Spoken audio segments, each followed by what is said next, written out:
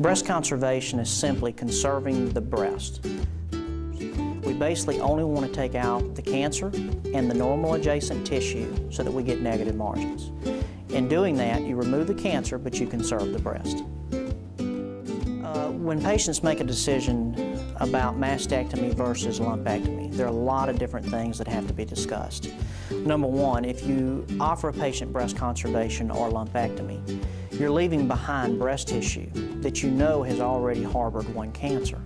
So in order to achieve the same recurrence rate, then the patient needs to undergo radiation of the breast. There are some patients who are unwilling to do that, and therefore mastectomy is their best option because they're going to have a higher recurrence rate with lumpectomy alone. Now, there are other times where we would not consider breast conservation, and that's usually in a very large breast mass in a small breast. You just would not be able to conserve enough of the breast to give a good cosmetic appearance. Genetic testing, of course, is different now than it has ever been before. We utilize the genetic specialist to help us sort of plan our treatment course. Patients who are tested and test positive for the genetic mutation, either the BRCA1 or the BRCA2, are at a higher chance of recurrence on the affected side, and at 5 years have a higher chance of having cancer on the other side, and that can be as high as 20% over the next 5 years. For that reason, the majority of patients who were considering breast conservation prior to genetic testing, if they test positive, most of those patients end up having not only a mastectomy, but a bilateral mastectomy. Bilateral mastectomy is where you remove not only the affected breast, but the other side also.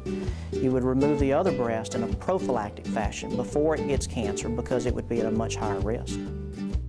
Breast conservation is offered today because it is just as successful as mastectomy in recurrence and survival rates. That's only true, however, if a patient gets radiation after lumpectomy. Over the past probably 15 years, breast conservation has really taken a foothold in how we treat breast cancers. Before then, most people were choosing mastectomy. We've now proven that mastectomy is equal in its recurrence rate to lumpectomy and radiation. So we have seen an increase in lumpectomy. Now, interestingly, we have seen a little bit of a regression in those numbers. And the reason is that we now have a technique called MRI of the breast, which can be done prior to surgery, and we're now locating more multiple cancers that rule people out for lumpectomy.